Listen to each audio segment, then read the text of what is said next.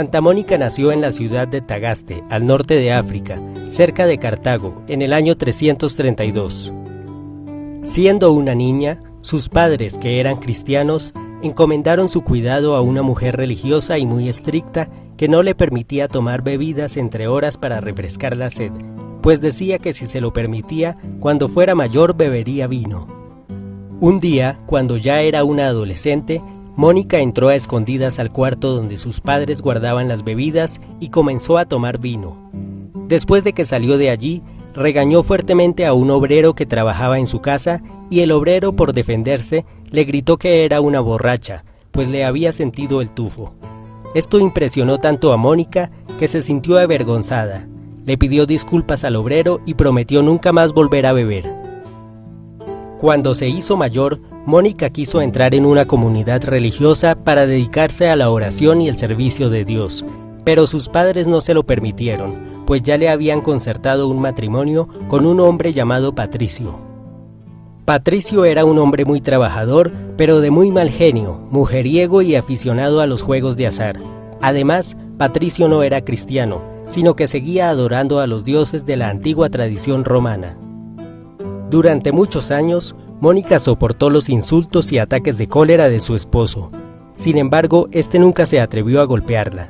Como las vecinas de Mónica eran terriblemente maltratadas por sus esposos, un día le preguntaron por qué Patricio no le pegaba, mientras que a ellas sus esposos las molían a palos. Mónica les contestó que eso era porque para pelear se necesitan dos, y como ella siempre estaba de buen ánimo y nunca respondía a los insultos de Patricio, él se cansaba de rezongar y la dejaba tranquila. Como Patricio era de creencias paganas, criticaba mucho que su esposa se dedicara a la oración y que repartiera dinero entre los pobres y enfermos, pero a pesar de ello dejaba que ella hiciera todo aquello. Mónica rezaba todos los días por la conversión de su esposo, hasta que finalmente logró que se bautizara y se convirtiera, lo mismo que su suegra, que también había sido una mujer muy cruel con ella. Desde ese momento, tanto su esposo como su suegra cambiaron sus vidas y trataron a Mónica con dulzura. Un año después de su conversión, Patricio murió. El matrimonio había tenido 3 hijos, 2 varones y una mujer. Los 2 menores eran muy dulces y buenos, pero el mayor, llamado Agustín, a pesar de ser muy inteligente, era también muy rebelde e hizo sufrir mucho a su madre. Antes de morir Patricio, envió a Agustín a Cartago, la capital de la provincia, para que estudiara retórica y filosofía. Cuando murió Patricio, Agustín tenía 17 años, y ya desde entonces comenzaron a llegarle a Mónica noticias sobre el mal comportamiento de su hijo. Era un muchacho con mucho talento, y siempre obtenía el primer lugar en los certámenes de poesía y oratoria, pero por eso mismo era orgulloso y pretencioso, y trataba con desprecio a sus compañeros. Además, era también dado a la lujuria, el juego y las borracheras. En una ocasión, Agustín cayó gravemente enfermo, y entonces prometió en su lecho de enfermedad convertirse a la fe de Cristo si se salvaba. Pero cuando se curó de la enfermedad, se olvidó de su promesa y volvió a su vida de pecado.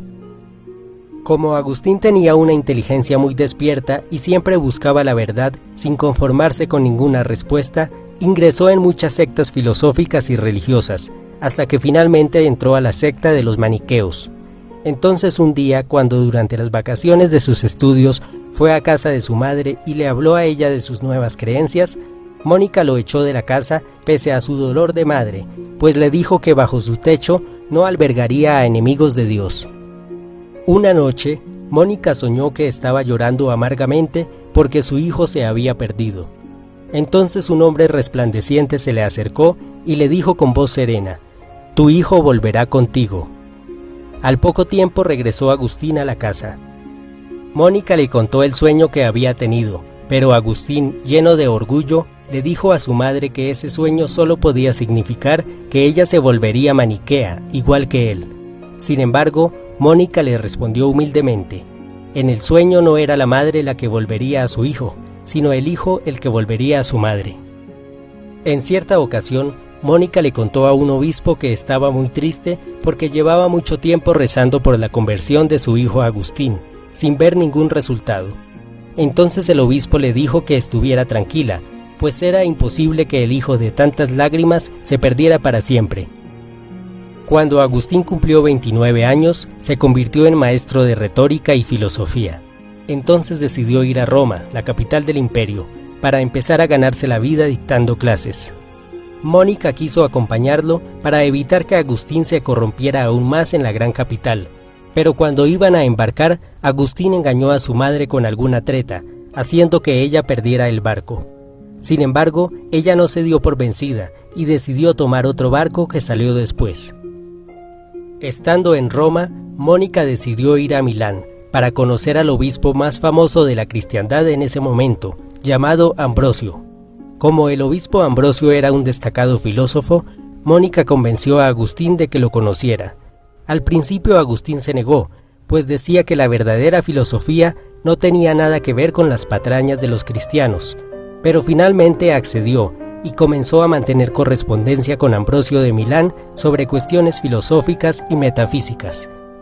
Impresionado con los argumentos del obispo Ambrosio, Agustín se fue convenciendo poco a poco y a regañadientes de que la filosofía no era incompatible con la fe de Cristo, y a su vez, Ambrosio comenzó a sentir un gran cariño por Agustín, de quien admiraba su elocuencia. Finalmente, en el año 387, Agustín accedió a ser catequizado por Ambrosio y ese año se hizo bautizar, el día de la Pascua de Resurrección. Agustín, arrepentido por las burlas que durante tantos años le había hecho a su madre, se reconcilió con Mónica y quiso volver con ella y con su hermano menor a su ciudad natal, para vivir de ahora en adelante una vida tranquila y feliz. Llenos de esperanzas en el futuro, la familia se fue al puerto italiano de Ostia, para esperar un barco que los llevase de regreso a su amada África. Esa noche, cuando Mónica y su hijo observaban las estrellas en el cielo junto al puerto y escuchaban el sonido de las olas, ella le dijo de repente: «¿Y a mí, qué más me amarra a la tierra? Ya he obtenido de Dios mi gran deseo, que era verte cristiano». En ese momento, Mónica comenzó a sentir una intensa fiebre, que en pocos días se agravó y le ocasionó la muerte a los 55 años de edad. Con el tiempo, Agustín se convertiría en un gran doctor de la Iglesia, muy conocido por sus escritos filosóficos y teológicos y por su autobiografía, en la que cuenta sus años de rebeldía y su conversión. Después se hizo sacerdote y llegó a ser obispo de Hipona. Siempre que le preguntaban por sus orígenes, Agustín respondía: «Soy el hijo de las lágrimas de mi madre». Agustín murió a los 75 años de edad, pero aún en sus años de vejez, siempre recordaba entre lágrimas la noche que estuvo con su madre frente al mar, contemplando las estrellas en el cielo y pensando en Dios.